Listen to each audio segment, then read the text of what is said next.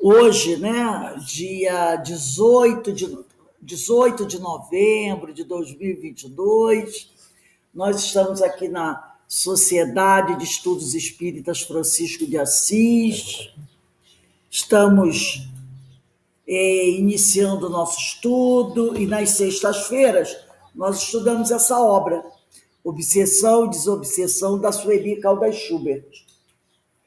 E nós estamos estudando o capítulo... hoje vamos iniciar o capítulo 12, que tem por título A Criança Obsidiada. Olha só que assunto interessante. Nós vamos falar sobre a criança que tem todos esses problemas, não é? Mas antes de iniciarmos aqui o nosso estudo, eu quero conversar com vocês rapidinho, né? Eu até falei ontem, no final da reunião, sobre a importância da vacinação. Vocês sabem que o Covid está voltando, essa variante nova, Ômicron, né? Então é importante que todo mundo que ainda não tomou vacina, tome a sua vacina, atualize seu cartão de vacinação e, caso precise ficar em algum ambiente fechado, com muita gente, o que a gente nem aconselha, ficar numa sala fechada, um monte de gente, se precisar de qualquer maneira, use a máscara, mas não é muito recomendável que isso aconteça, né? Então, vamos evitar ficar em salas fechadas para evitar qualquer problema. Porque estando vacinados, as pessoas estando vacinadas, se vier a pegar, vai ser fraquinho, né? Vai passar rápido, não vai ter assim, nenhuma consequência mais grave. Agora, se não tiver vacina, já viu, né? A consequência pode ser grave. Pode ter internação, pode a pessoa até virar óbito. Mas aí, né, a gente sabe que é preciso vacinar. Acende essa luz para mim, por favor. É só apertar o botãozinho. Isso. Todos nós precisamos nos vacinar, manter atualizada a nossa carteira de vacinação. É que nem criança, né? Quando é pequenininha, a mãe tem que manter ali a carteira das crianças atualizadas com a vacina. No nosso caso também. Precisamos atualizar a nossa carteira de vacinação. Então, vamos lá. Antes de nós iniciarmos aqui o nosso estudo, vamos fazer a nossa prece de abertura. Pai amado, Pai de infinita misericórdia e justiça, estamos todos reunidos aqui, Senhor, na casa de Francisco de Assis, que é a casa de Jesus, para mais uma tarde de estudos, para mais uma tarde de reflexão, de aprendizado. Queremos te agradecer, Senhor, pela oportunidade que o Senhor nos concede de estarmos aqui reunidos, conhecendo essa doutrina, nos aprofundando nesses conhecimentos, para que melhor possamos te servir e também auxiliar aqueles nossos irmãos mais necessitados. Que a tua paz, o teu amor esteja sempre conosco. E sempre pedimos, Senhor, que ampare e auxilie aqueles nossos irmãos mais sofredores. Agradecemos também a presença dos amigos espirituais que nos inspiram, que nos apoiam, que conosco vêm estudar, nos ajudar nesse aprendizado. E te rogamos nesse momento, Senhor, que nos permita iniciarmos os nossos estudos da tarde de hoje. Graças a Deus. Bem, como eu falei com vocês, nós vamos estudar hoje o capítulo 12, que trata da criança obsidiada. E para a gente começar, vamos pegar aí o Livro dos Espíritos, porque a Sueli Caldas Schubert, ela abre esse trabalho com a questão do Livro dos Espíritos, que é a questão 199. Então é bom sempre a gente ler aqui no Livro dos Espíritos. 199. Deixa eu abrir aqui. O meu está aqui. 199A. Então, a pergunta é: que sucede, porque a 199 é assim, por que tão frequentemente a vida se interrompe na infância? A 199. E os espíritos dizem: a curta duração da vida da criança pode representar para o espírito que animava o complemento de existência precedente, interrompida antes do momento que devera terminar. E sua morte também não raro constitui provação ou expiação para os pais. Então eles dizem isso, que às vezes quando uma criança, né, ela vive pouco tempo e vem a falecer, é porque aquele tempinho que ela viveu era às vezes o necessário para ela complementar a reencarnação passada, né? Então ela vai, reencarna, fica 5, 6 anos e volta, né, para lá para recomeçar tudo de novo, no plano espiritual. Aí a 199A, Kardec pergunta assim: que sucede ao espírito de uma criança que morre pequenina? Porque ele falou, né? Ela vive, às vezes, 2, 3 anos, é o tempo que precisava, e volta ao plano espiritual. Aí ele diz: recomeça outra vida. Aí vamos dar uma olhadinha no segundo parágrafo do comentário, porque tem um comentário aqui de Kardec. Vamos olhar o segundo parágrafo. Diz assim: aliás, não é racional considerar-se a infância como um estado normal de inocência, tá? Como um estado normal de inocência. Não se vê em crianças dotadas dos piores instintos numa idade em que ainda nenhuma influência pode ter tido a educação? Sim. Às vezes a gente vê crianças pequenininhas, mas que você olha e diz: nossa, que criança, né? Já cheia de maldade, né? Crianças de 5 anos, 4 anos fazendo certas coisas, né? Que você percebe, maltratando o animal, né? Então, aquilo chama a tua atenção. Algumas não há que parecem trazer do berço a astúcia, a felonia, a perfídia, até pendor para o roubo e para o assassínio. Já vimos isso, né? Crianças que mataram outras pessoas. Não obstante, os bons exemplos que de todos os lados se lhe dão, a lei civil as absolve de seus crimes, dependendo do país. Dependendo do país. Nos Estados Unidos não é bem assim, não, né? Então, absolve de seus crimes, porque diz ela, obraram sem discernimento. Tem razão a lei, porque de fato elas obram mais por instinto do que intencionalmente. Donde, porém, provirão instintos tão diversos em crianças da mesma idade, educadas em condições idênticas e sujeitas às mesmas influências?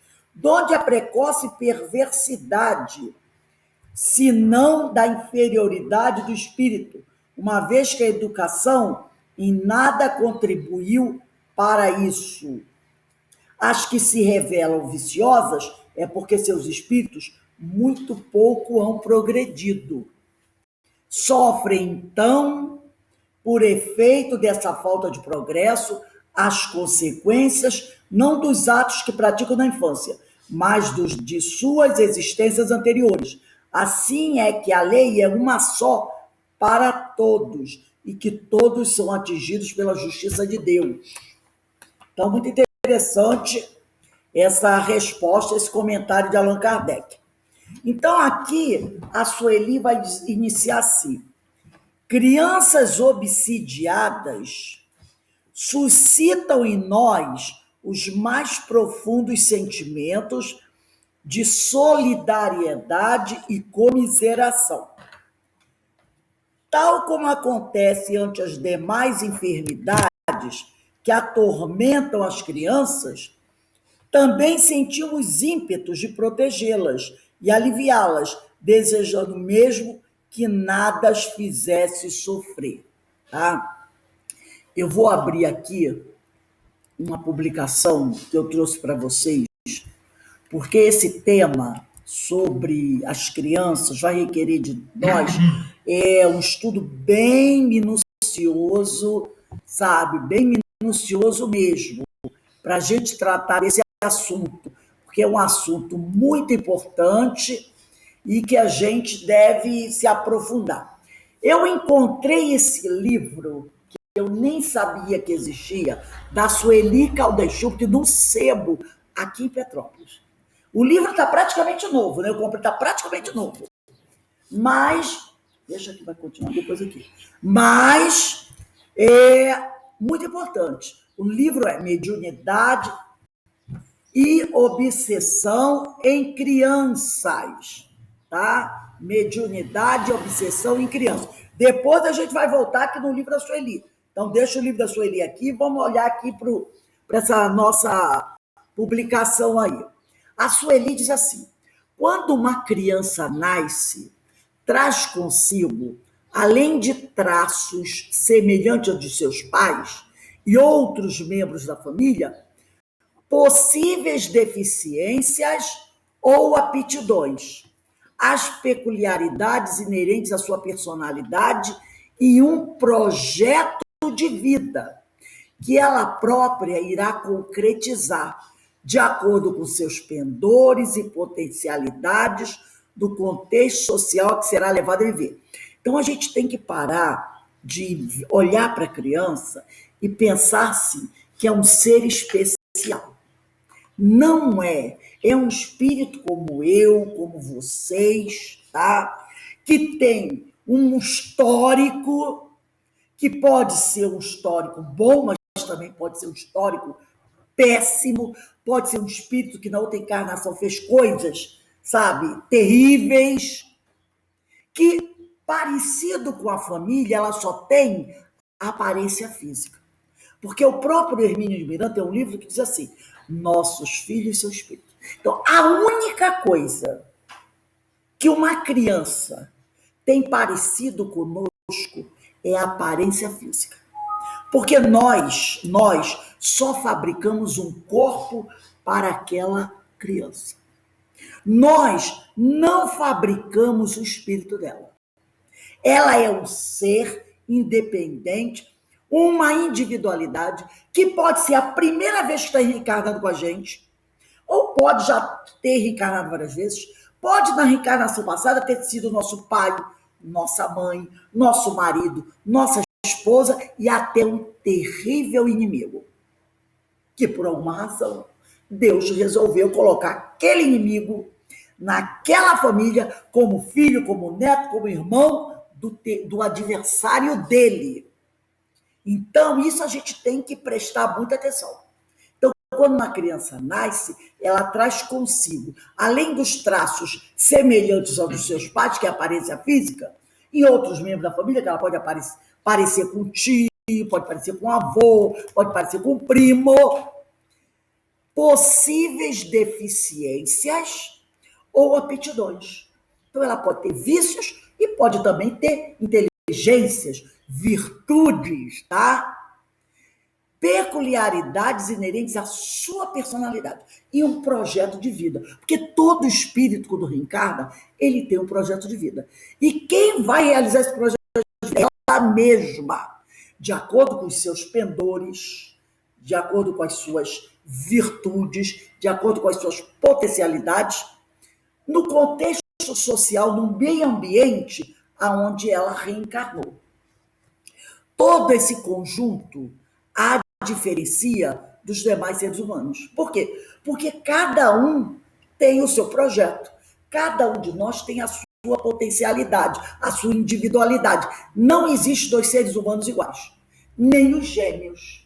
Nem os gêmeos. A única coisa que os gêmeos têm de igual é a cara. Mais nada. É a aparência. Mas personalidades podem ser totalmente diferentes, né?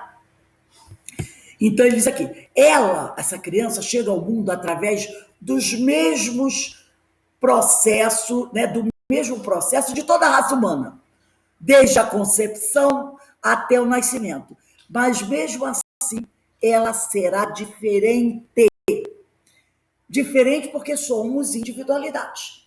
Então, psicólogos do desenvolvimento infantil procuram descobrir Como e por que ocorrem essas diferenças? O que as determinam e orientam, bem como os processos de desenvolvimento e amadurecimento. Porque às vezes o psicólogo atende dois irmãos, né, numa família, e ele percebe que essas crianças são diferentes. São duas personalidades totalmente diferentes. São gêmeos, às vezes, univitelinos, com a mesma educação, tiveram as mesmas oportunidades.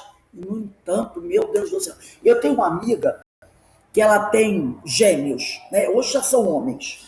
Mas, meu Deus do céu, ela mesmo diz, Rose, que coisa!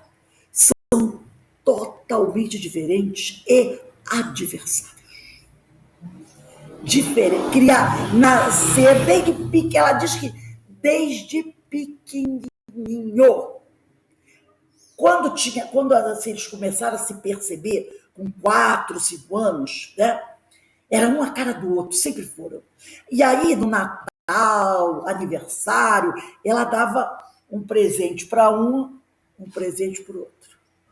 Isso desde pequeno. Aí um deles pegava o presente, ela disse que era uma coisa assim, ela é espírita, né? Ela disse que assim, por 4, 5 anos, ele pegava o presente, olhava assim, aí depois olhava para ela e dizia assim, por que você não me deu o presente dele? Por que você me deu isso? Eu não gosto disso. Eu gosto que é o dele, do dele. Tudo. Ela era assim. Ainda no outro aniversário, outra festa, ela procurava dar para ele o melhor. Ele pegava o melhor do que o outro. Por que você me deu isso? Eu não gostei disso. Eu só gostei do que é o dele. Tudo que ele recebia. Então ela fazia isso. Às vezes, o outro, qualquer coisinha fazia uma festa. Então ela comprava para ele sempre melhor. Então ele sempre achava que o dele era inferior do outro. E ele dizia, por que você dá sempre o melhor para ele, uma porcaria para mim? Era assim. Hoje, eles, esse tem graves problemas, vive trancado dentro de casa, não conseguiu construir nada para ele assim, né? E sempre com aquela depressão, E o outro não, o outro seguiu a vida dele, estudou, se formou, casou, e ele sempre ali, sabe? Fechado na casa dele, ali, sabe? Sempre. E sempre tiveram a mesma. Mas ela diz que é uma coisa incrível. Pode. E não, mesmo filhos mesmo, criados. E não são amigos. Não se toleram. Não são amigos. Não são amigos, né?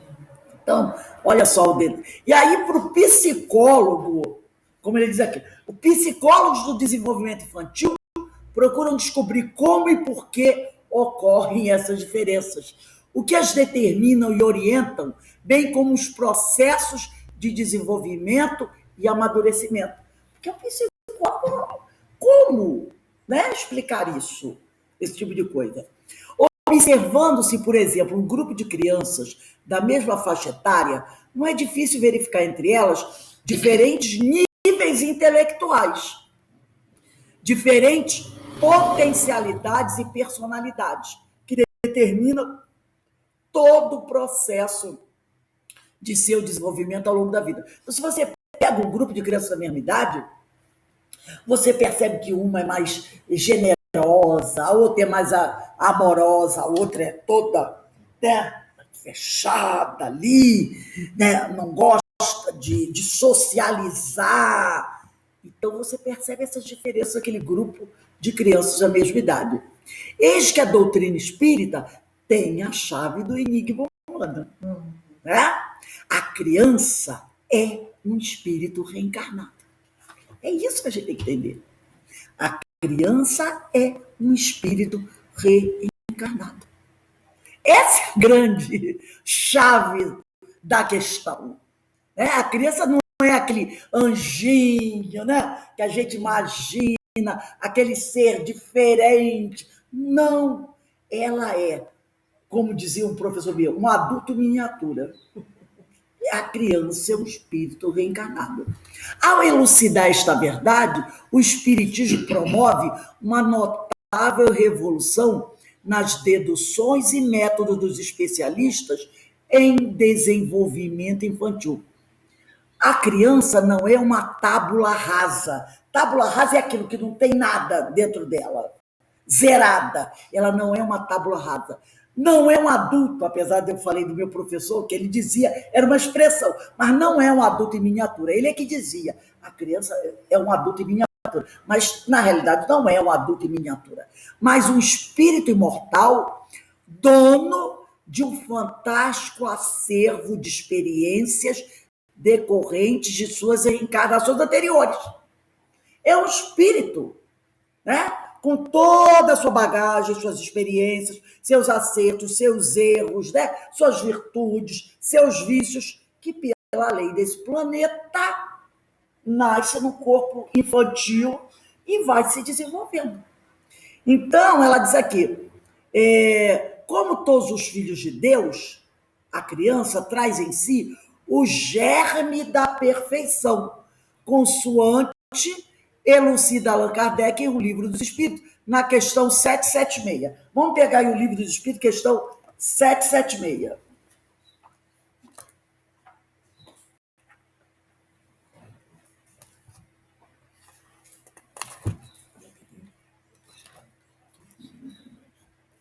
Deixa eu Alberto. Alberto, lê para a gente aí a questão 776. Está no capítulo 8 da Lei do Progresso. Vou ler. Estado de natureza, 776. Serão coisas idênticas o estado de natureza e a lei natural? Não, o estado de natureza é o estado primitivo. A civilização é incompatível com o estado de natureza, ao passo que a lei natural contribui para o progresso da humanidade. O estado de natureza é a infância da humanidade e o ponto de partida do seu desenvolvimento intelectual e moral. Sendo perfectível e trazendo em si o germe do seu aperfeiçoamento, o homem não foi destinado a viver perpetuamente no estado de natureza, como não foi a viver eternamente na infância. Aquele estado é transitório para o homem, que dele sai por virtude do progresso e da civilização. A lei natural, ao contrário, rege a humanidade inteira, e o homem que se melhora à medida que melhor a compreende e pratica. Entendeu? Então ele diz aqui, né? O estado de natureza é a infância da humanidade, tá? O estado de natureza é o estado primitivo, que as pessoas perguntam, serão coisas idênticas, o estado de natureza e a lei natural? O estado de natureza é o estado primitivo, é a infância da humanidade.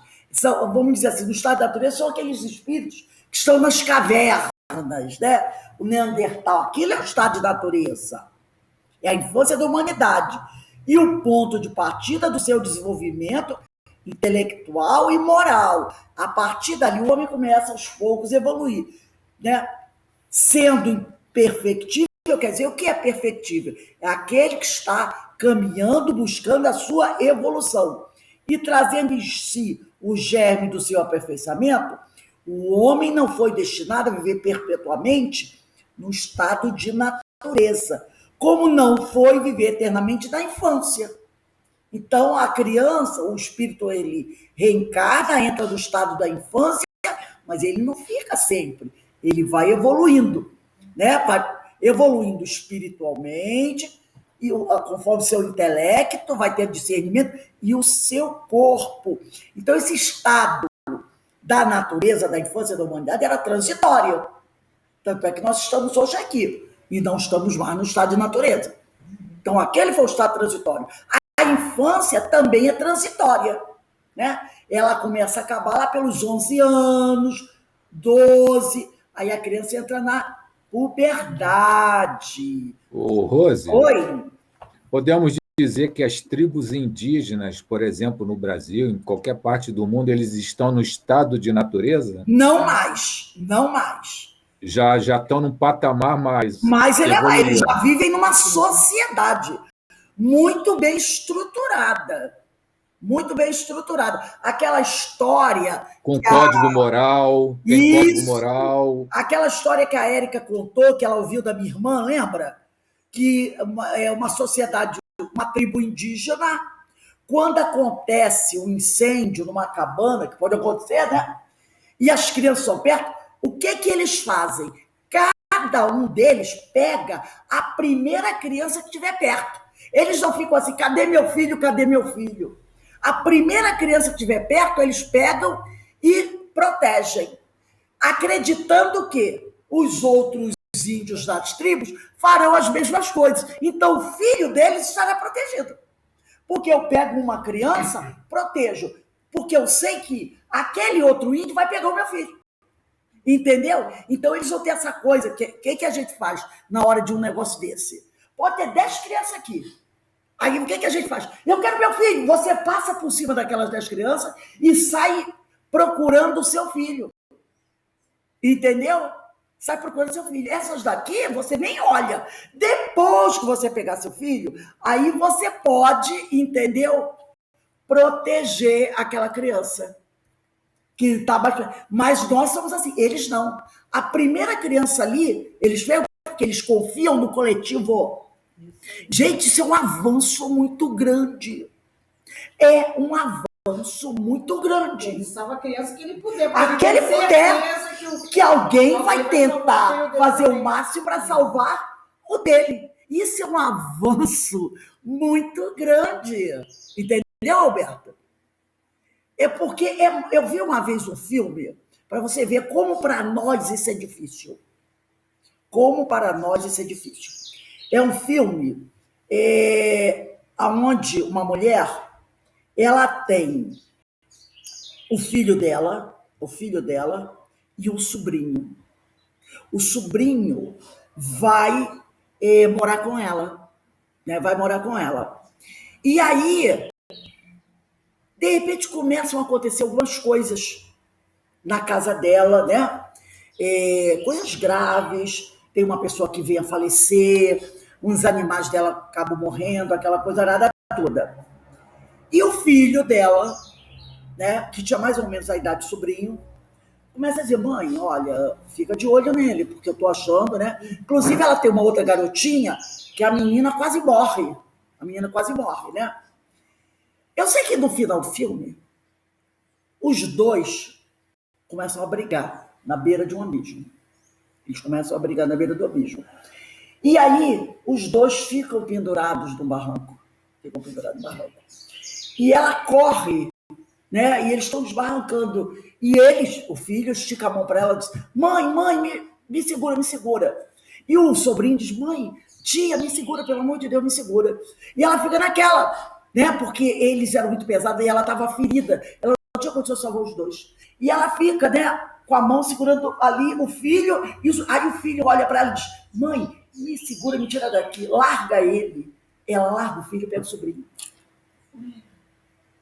Porque na hora que ele falou isso, que ela estava segurando o filho pela mão, ela ia salvar o filho. E o sobrinho fala para tia, me ajuda, por favor. Aí o filho dela olha para ela e diz, mãe, salva a vida, sou seu filho. Deixa ele morrer, deixa ele cair. Ela largou o filho e pegou ele. Porque naquele momento ela descobriu que quem estava matando todo mundo era o filho. Entendeu? Olha como para nós é difícil. Para esse índio, ele vai fazer o quê? Aquele que está mais fácil de salvar, ele vai salvar. Entendeu? Ele vai salvar o que tiver mais fácil. Nós não, nós vamos, mesmo que seja o filho dele, o que está mais fácil de salvar. Porque antes que morram os dois. Seria mais ou menos assim.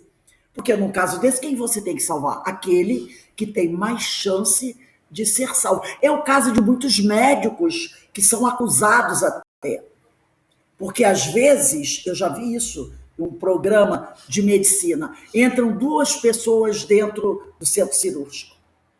Um marginal, ferido, e às vezes um filho, um trabalhador, vamos dizer assim.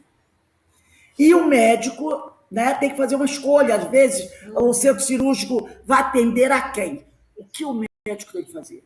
Ele tem que atender aquele que tem maior chance de sobreviver. E muitas vezes é o marginal. E o que a nossa sociedade não aceita, né? Também já vi um caso assim, do pai que acusava o médico, você deixou meu filho morrer. E ele dizia, não, eu não posso fazer essa escolha entre um homem bom e um homem mau. Eu tenho que fazer a escolha entre aquele que tem mais chance de sobreviver. É o caso desse índio. Ele vai pegar aquela criança que está ali perto dele e vai dar a ela a chance de sobreviver, acreditando que o coletivo vai fazer isso também. Isso é um avanço muito grande dessa sociedade. E os índios, eles têm... Eu também vi uma vez um índio, era até a história de um índio americano, ele está fazendo um trabalhinho ali dele, aí vem e tem um jornalista entrevistando, aí vem uma criança que esbarra tudo no chão. Aí ele, com maior paciência, pega aquilo, começa. Daqui a pouco vem outra criança, esbarra, aí ele começa. Aí o jornalista fica nervoso, diz, meu Deus, o senhor não consegue terminar isso nunca, porque essas crianças toda hora estão atrapalhando. Aí o índio olha para ele e diz assim, mas são crianças. Entendeu? São crianças. E ele, na paciência, ele compreende. São crianças brincando, criança é assim mesmo. Ele que tem que ter paciência para continuar o trabalho dele ali. Então, isso são sociedades avançadas. Por isso que a gente não pode, Alberto, dizer que eles estão no estado de natureza. Para algumas coisas, eles estão até no estado bastante avançado, né? Mais avançados do que nós.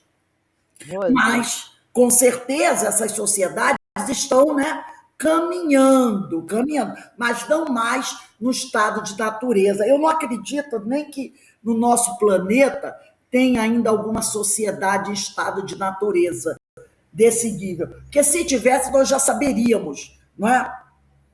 Porque todos os continentes já foram, vamos dizer assim, desbravados, né? E muito desbravados até. Então, todas essas sociedades, por mais simples que a gente encontrar, elas já têm, assim, já possuem uma organização. É que muitas vezes a gente não compreende aquela organização, mas já tem uma organização bem estruturada direitinho, né? Então ele diz aí Ô, Rosa, tá me ouvindo? Oi, Márcia, pode falar. Nós temos o caso da Covid também, né? Quantos médicos foram obrigados a escolher por aqueles que tinham mais chances de ser salvos? Sim, né? sim. É verdade, é um momento muito duro, né? Mas, devido à escassez do material, né? Alguns tiveram, sim, escassez de leite, escassez disso, daquilo, eles tiveram que fazer essa escolha terrível, né? Não foi o melhor momento, porque aí já é um erro do governo que não propiciou, né? Mas o médico teve que fazer uma escolha, não há como negar. Então, ele diz aqui, oportuno registrar, para aprofundar nosso entendimento, a palavra do instrutor espiritual Calderaro no livro No Mundo Maior, de André Luiz, psicografia de Francisco Cândido Xavier, ressaltando o processo evolutivo. Calderaro diz assim, somos filhos de Deus e herdeiros dos séculos, conquistando valores de experiência de milênio a milênio. Não há favoritismo do templo universal do eterno. E todas as forças da criação aperfeiçoam-se no infinito. A crisálida de consciência que reside no cristal, a rolar na corrente do rio, aí se acha em processo liberatório. As árvores que por vezes se aprumam centenas de anos a suportar os golpes do inverno e acalentadas pelas carícias da primavera, estão conquistando a memória. A fêmea do tigre, lambendo os filhinhos recém-natos, aprende rudimentos do amor.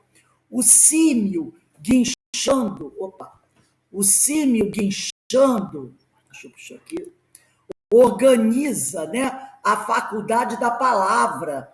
Em verdade, Deus criou o mundo, mas nós nos conservamos ainda longe da obra completa.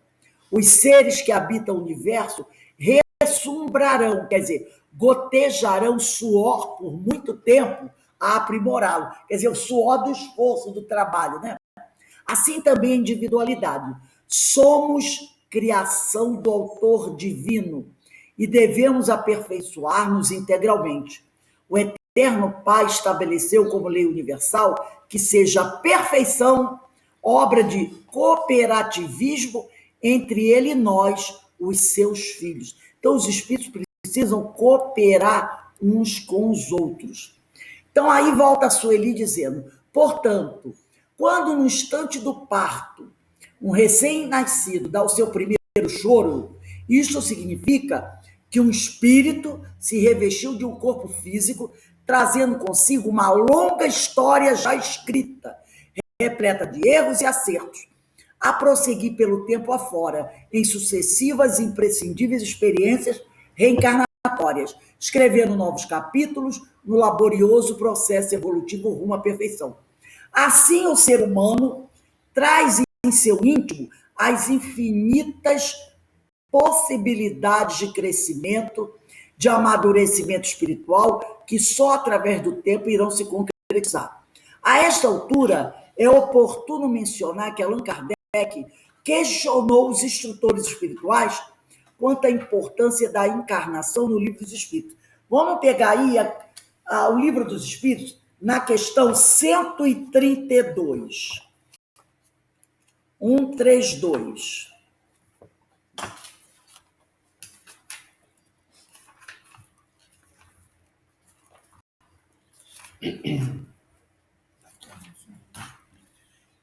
Márcia, lê para a gente a 132.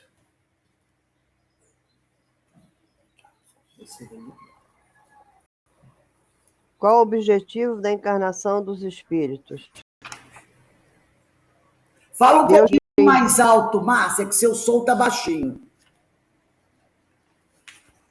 Deus lhe impõe a encarnação com o fim de fazê-lo chegar à perfeição. Para uns é expiação, para outros missão. Mas para alcançar essa perfeição, tem que sofrer todas as vicissitudes da existência corporal. Nisso é que está a expiação. Visa ainda outro fim a encarnação, ou de pôr o espírito em condições de suportar a parte que ele toca na obra da criação.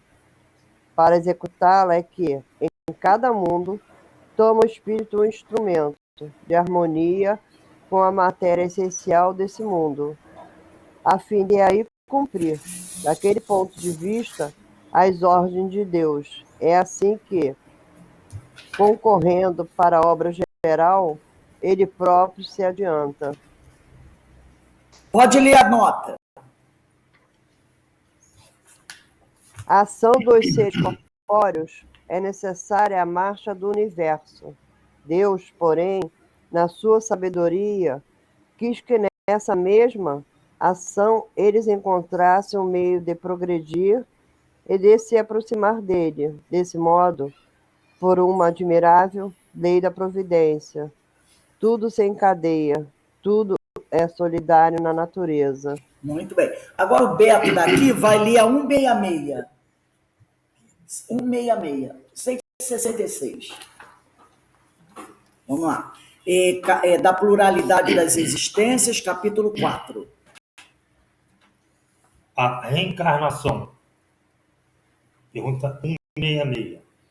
Como pode a alma, que não alcançou a perfeição durante a vida corpórea, acabar de depurar-se, sofrendo a prova de uma nova existência? 166A. Como realiza essa nova existência? Será pela sua transformação como espírito? Depurando-se, a alma indubitavelmente experimenta uma transformação, mas para isso necessário e é a prova da vida corporal. 166b. A alma passa, então, por muitas existências corporais? Sim. Todos contamos muitas existências. Os que dizem o contrário pretendem manter-vos na ignorância em que eles próprios se encontram. Este é o desejo deles. 166c. Parece resultar desse princípio que a alma, depois de haver deixado o corpo, toma outro, ou então que reencarne um novo corpo. É assim que se deve entender? Evidentemente. Evidentemente, né? Então vamos voltar aqui a Sueli.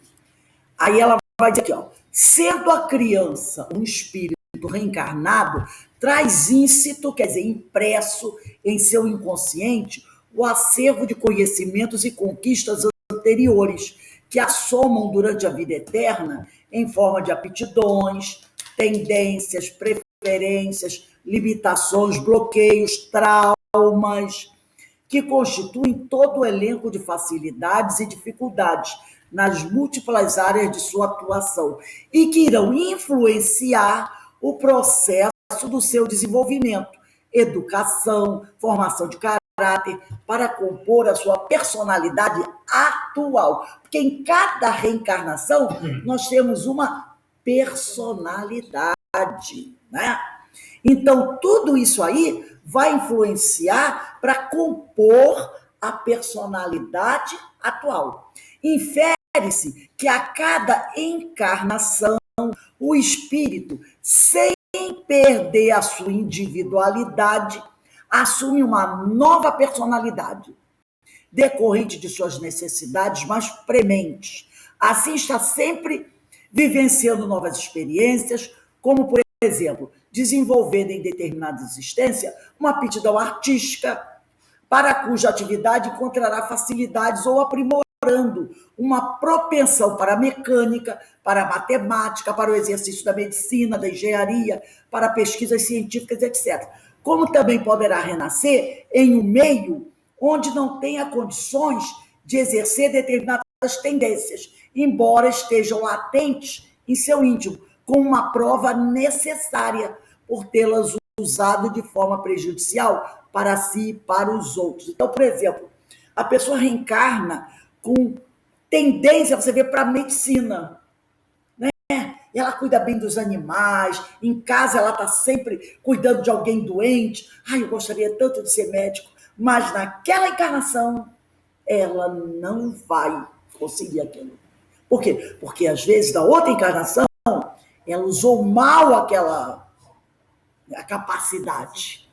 Então, ela vem com todas essas tendências, porque aí está o sofrimento, né? Eu sei que eu sou capaz, mas a oportunidade para eu desenvolver aquilo, eu não vou ter nessa reencarnação. Porque, muitas vezes, usou mal, tá? Usou mal essas tendências, esse conhecimento numa outra encarnação. E prejudicou a gente. Oi. É bom enfatizar, ligado a esse assunto que a gente está estudando, que nós temos dentro de nós subpersonalidades, ou seja, cada reencarnação criou uma personalidade e todas elas estão reunidas dentro de nós. Cada uma tem uma tendência, tivemos uma tendência, e aí isso tudo está no nosso subconsciente. E quando a gente tem uma determinada atitude, se eu não sei, eu não sou assim, mas está lá dentro, na subpersonalidade. É o que a gente chama de níveis de consciência, que está tudo armazenado dentro de nós, né? O importante é a gente saber manter isso no seu lugar certinho, entendeu? Esse é muito importante.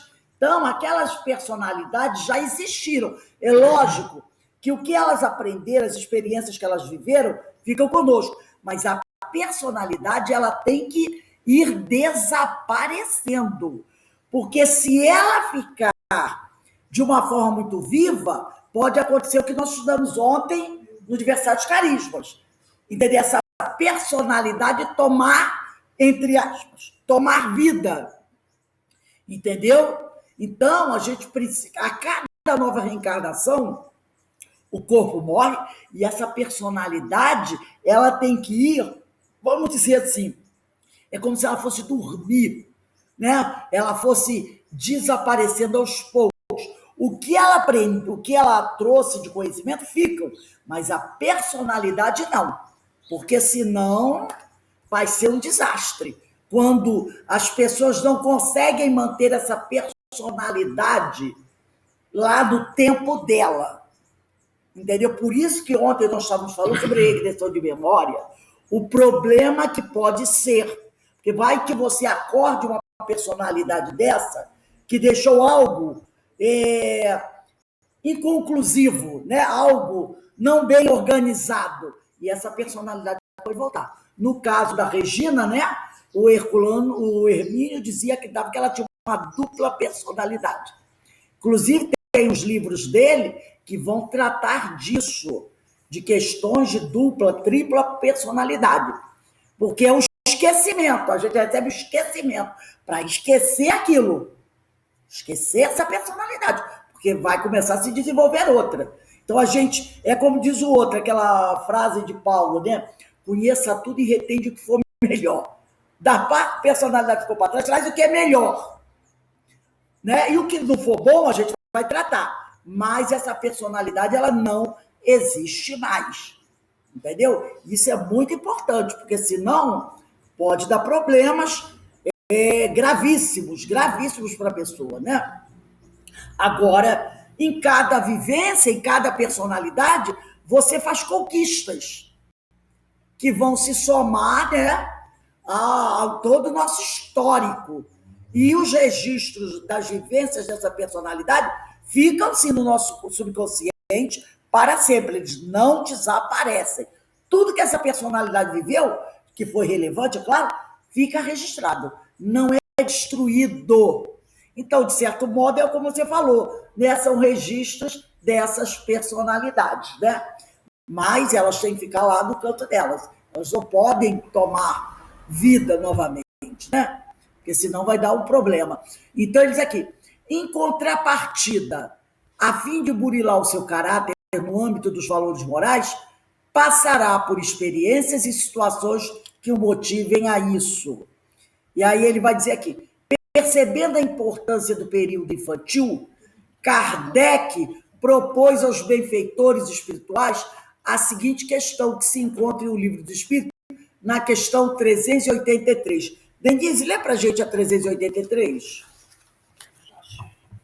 383. Hoje está aqui. Deixa eu ler. Capítulo 2º, parte 2ª, da volta do espírito à vida corporal. Qual é, para o espírito, a utilidade de passar pelo estado de infância, encarnando com o objetivo de se aperfeiçoar? O espírito, durante esse período, é mais acessível às impressões que recebe e que podem auxiliar o seu adiantamento, para o qual devem contribuir os que estão encarregados de educá-lo. Então, por aí, né? Então, como ele diz aqui, né? Encarnando com o objetivo de se aperfeiçoar, o espírito, durante esse período, é mais acessível às impressões. Claro, daí a importância, a gente fala, né? Da evangelização. Quanto mais cedo você começar a evangelizar a criança, melhor, porque a cabecinha está mais leve, né? Então, ele diz aqui, encarnando com o objetivo de se aperfeiçoar, o espírito, durante esse período, é mais acessível às impressões que recebe, capaz de lhe auxiliar no adiantamento, para o que devem contribuir os incumbidos de educá-lo. Então, quanto mais cedo você educar a criança em casa, você levar a criança para a escola, você colocar a criança numa evangelização infantil, não importa a religião.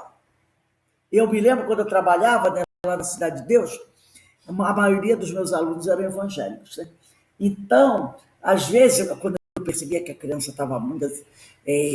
até pelo modo, a vida que eles tinham muito difícil, eu dizia assim, você tem que ir para a evangelização lá na igreja. Ah, tia, eu não vou não. Isso vai sim, porque eu vou falar com o pastor. Vou falar com o seu pastor, você tem que ir para a igreja domingo. Ah, eu não vou não. Aí um dia eu liguei. Liguei lá para o pastor, eu falei, sou a professora Rosenilda aqui do CIEP, João Batista do Santo. Ele, não, professor, pode deixar que eu vou. Que ele foi. Chegou lá, as crianças, a maioria era próximo daquela igreja. Eu disse, olha, eu trouxe uma visita para vocês. Quando eles viram o pastor, eu digo, olha, pastor, vou lhe dizer uma coisa. O senhor está vendo esses alunos meus aqui? Todos eles precisam ir para a evangelização. O senhor não tem evangelização na igreja? Então, ele, vou levar, domingo eu quero todo mundo. Porque a criança tem. A criança precisa. Eu fazia assim também. Antes de eu iniciar minha aula, eu escrevia no meu quadro uma frase do Evangelho. Uma frase do Evangelho. E fazia interpretação de texto com eles. Daquela frase do Evangelho. A gente discutia, a gente comentava. Aí depois que terminava, eu rezava o Pai Nosso com eles. Um dia, para vocês verem como é a situação. Um dia, na mesa de desobsessão, veio um espírito. Que ainda estava com aquela forma infantil, dizendo que ele participava todo início de... Ele assistia às aulas, disse, eu vou para a escola, eu fico lá na sala, eu assisto às aulas, e quem deu a comunicação para ninguém era uma pessoa... Eu nem tinha comentado aquilo com ninguém. E a médium falou. Na hora que o espírito começou a dizer, falar, o doutrinador conversando com ela, nem era eu, era o outro, e ele dizendo assim, eu sou da escola dela. Falou bem, eu sou da escola dela. Aí, né, o doutrinador era até o Paulo Brandão. Ele ficou assim, como é? Eu assisto aula na sala dela todo dia. Todo dia. E aí ele falou que ela coloca lá e a gente fica interpretando, aprendendo lá. E sabe o que ele ainda falou depois? Eu só queria que ela me desse mais atenção. Porque ela dá muita atenção para aqueles garotos e não dá muito para mim. Entendeu? Aí o Paulo falou, mas tentando explicar, eles têm mais necessidade que você... Para você ver como, entendeu? Ele reclamando que eu não dava muita atenção a ele, que ele ficava o tempo todo quase assim, debaixo da minha mesa. E que ele queria que eu desse mais atenção a ele, entendeu? E eu dava mais... Até aquela coisa do ciúme. Olha essa coisa aqui.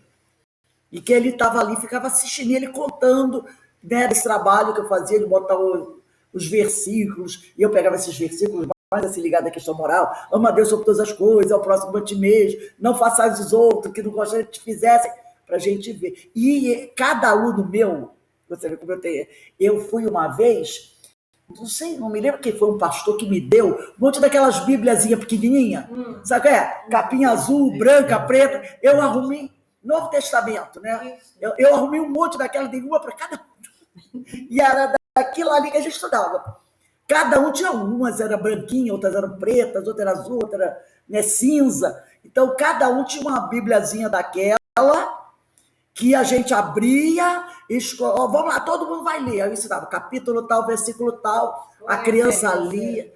Era 4º e 5º ano, lá no JBS. Então, cada criança tinha a sua. Ia para casa e ficava comigo, para não perder. Mas de manhã eu dava, vamos lá, Evangelho de Mateus, capítulo 4, versículo tanto, ensinava, eles liam, você lê, aí eu escrevia no quadro, o que vocês estão entendendo disso? E aí eu ia assim, entendeu?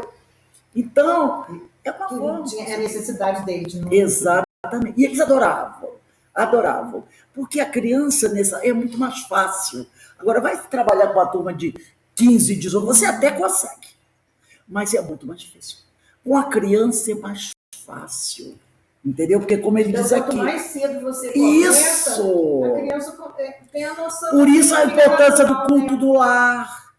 Você fazer o culto no lar, deixa as crianças pequenininhas, você vai buscar livrinhos. Eu usei muito livros da Fátima Moura, que ela tem escrito, né? Eu me lembro, O Anjinho de Natal... Eu comprava os livrinhos não sei, oi, de evangelização infantil, né? A pipa, não sei o quê, Allan Kardec para criança, tem uma história que eu adoro, até os do Carneirinho, né? E as crianças, a Carolina lia, aí o Pedrinho já estava lendo, ele lia também, e a gente fazia o culto no lar para a criança, porque é mais fácil. Aí você vai plantando aquela sementinha. Não quer dizer que a criança vai virar espírita, mas a ideia do evangelho já fica lá. Ela pode seguir qualquer outra religião depois, mas a ideia da moral do evangelho já fica com a criança, né?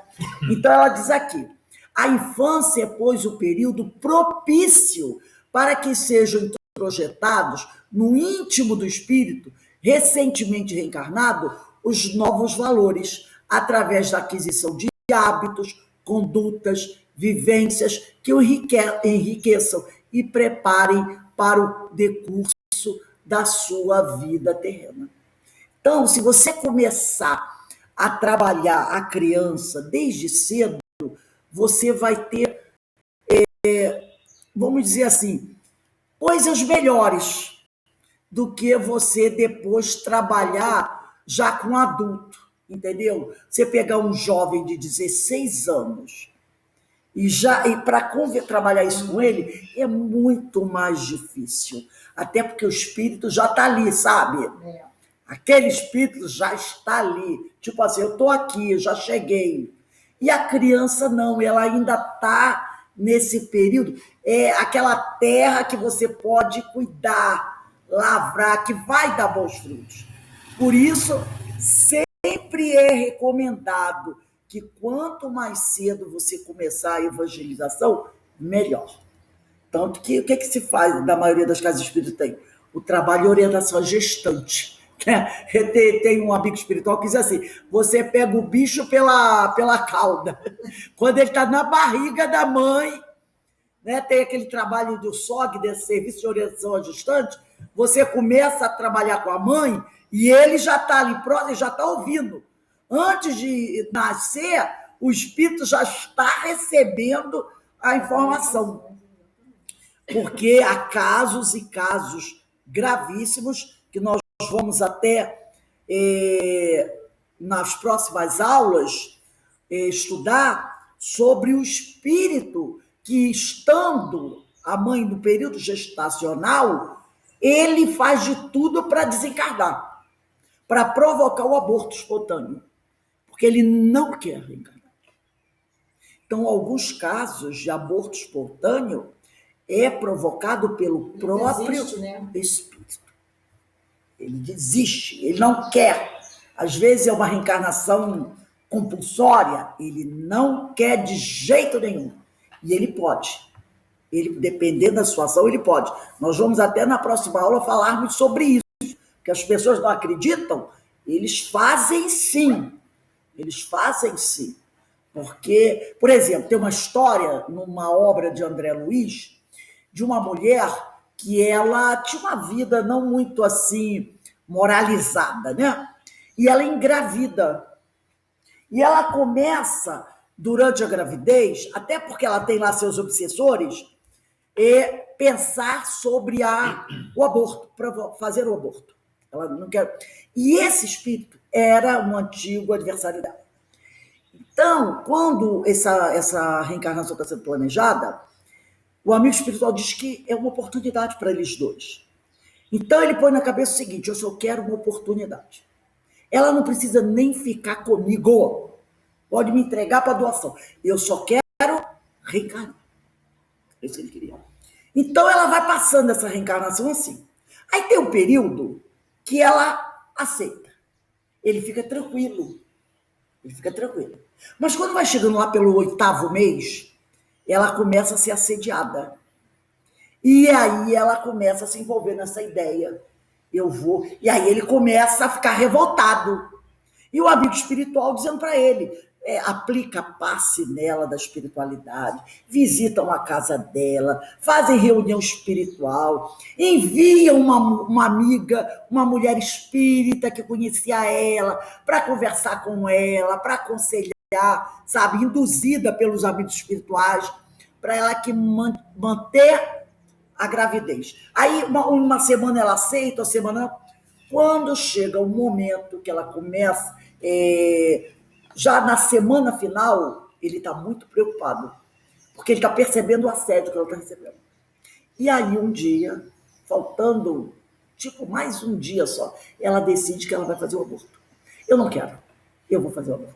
Aí ela manda chamar a parteira lá, a mulher, para fazer. Ele se toma de um ódio dela tão grande, que o amigo espiritual vem e fala para ele: olha, faz o seguinte, se ela fizer o aborto, não se revolte, que nós vamos recolher você e vamos planejar uma nova reencarnação, com uma nova mãe, dá toda essa orientação a ele, mas ele não aceita. Ele se toma de um ódio tão grande por ela, que ele diz: ela vai me matar, mas eu vou levar ela junto comigo. E ele faz de tudo, e ela morre durante o aborto. Ele diz, então ele joga toda aquela energia de ódio dele sobre ela, que na hora que a mulher está fazendo o aborto, ela começa a ter hemorragia. E aí ele vai, né? E o amigo espiritual pedindo para ele não fazer isso. Porque até então, se ela faz o aborto, ele não ia ter culpa nenhuma. Ele não ia ter culpa nenhuma. Mas a partir do momento que ele se toma de ódio e planeja a vingança, ele passa a ter culpa. Entendeu? E aí ele faz e ela morre. Aí o amigo espiritual diz: o que podemos fazer? Agora os dois vão novamente se encontrar no futuro, numa outra reencarnação difícil, porque ele não quis ceder. O amigo espiritual falou para ele: não se preocupe, deixa. Aí o problema vai ser só dela, não tem nada a ver com você. Mas ele não aceita, porque ele queria demais aquela reencarnação. Queria demais. Mas os amigos tentam convencê-lo a ficar tranquilo, mas ele não aceita. E aí ele comete o crime. E aí já viu, né? Toda essa situação, né? Então a gente sabe como é complicado essa questão, né, da reencarnação, essa questão da criança que a gente, né, vê como um anjinho, mas na realidade são espíritos muito problemáticos, né? Vamos voltar aqui na Sueli. Ela diz assim: pequeninos seres que se nos apresentam torturados, inquietos, padecentes de enfermidades impossíveis de serem diagnosticadas, porque às vezes são doenças que essas crianças apresentam, né? Principalmente questões emocionais, psíquicas, que os médicos não encontram um diagnóstico, né? Cujo choro aflito ou nervoso nos condói e impele a prece imediata em seu benefício, são muitas vezes obsidiadas de berço. A criatura já reencarna com os obsessores ali. Muitas vezes aquela criança que chora de noite, noite e dia. A mãe fica desesperada, né? Por que isso está acontecendo? Aí ele diz aqui, né? Então a criança, esses são obsidiados de berço. Outros se apresentam sumamente irrequietos, irritados desde que abrem os olhos para o mundo carnal. Ao crescer, apresentar-se-ão como crianças problemas que a psicologia em vão procura entender e explicar, né? Então nós vamos parando por aqui. Então a gente vai ver, né, quem já não conheceu uma criança assim, né? Uma criança que a mãe diz assim: desde pequenininho esse menino me deu problema, né? Já nasceu, teve, às vezes a mãe diz assim, teve uma gestação difícil, né? Nasceu teve dificuldade para nascer, quase morreu, ou eu quase morri. Quando era pequeno, era sempre doente. Aí foi crescendo, apresentando dificuldade na escola, dificuldade com as outras, e se tornou um jovem. Quantos a gente não escuta pais, mães falarem isso. Eu já escutei várias pessoas, até mesmo da família, contarem assim. A frase é sempre essa: esse meu filho, desde a barriga que ele me dá problema. Não é? Desde pequenininho que ele apresenta problemas. Muitas vezes pode ser isso. Não estamos dizendo que é sempre isso, mas pode ser isso. Se a gente lembrar que toda criança é um espírito encarnado, aí a gente pode entender que pode ser o processo obsessivo, sim. Porque, às vezes, a criatura, ela morre sendo obsidiada, vai para o plano espiritual, continua o processo obsessivo e reencarna já sofrendo o processo obsessivo. Entendeu? É aquele círculo vicioso. Então, às vezes é difícil para a gente aceitar isso, porque a gente olha o nosso filho, aquele bebezinho. Quem é que vai, a mãe que vai olhar e ver aquela criança assim, dizer, meu filhinho já está obsediado? Não vai. Mas a gente tem que entender que isso pode acontecer. Então, a criança é um espírito reencarnado, que tem suas virtudes e seus vícios. Né? E aquela personalidade que está surgindo ali é uma personalidade já complicada. Alguém gostaria de falar alguma coisa? Tem o outro lado também, né, Rose? Do espírito que vem, que não dá trabalho nenhum. Eu mesmo tive uma gravidez que eu nem sabia que eu estava grávida. Eu tive parto sem dor, não tive nenhuma dor. Eu tive 4 filhos. Mas esse parto eu não tive dor nenhuma. Eu cheguei lá com 9 dilatação no hospital, sem dor nenhuma. E uma filha que nunca me deu trabalho, nem depois de nascida, nem depois de adolescente, de adulta.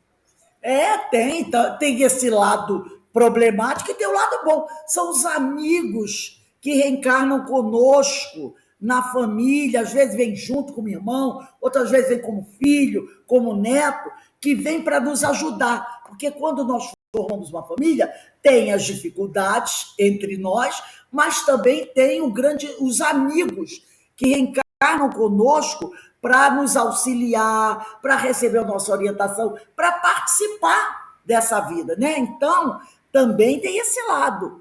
Até para ter um equilíbrio, né, na família, né? Para ter um bom equilíbrio, né? Claro, são amigos nossos, né? Que também tem que crescer, evoluir, e a gente vem junto para um dar mão ao outro, né?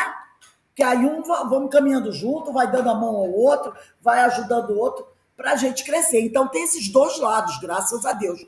Não é só o lado da dor, tem o lado também da alegria, né? De receber, ter um filho que nunca te dá trabalho, que tem que estar lendo ali junto com você, né? E que você olha e você percebe, assim, que é aquele amigo que está ao seu lado. Então, graças a Deus, temos esse lado também. Então, meus amigos, vamos dar uma paradinha agora, tá? Daqui a pouco, hoje vamos estudar a parábola da dracma perdida.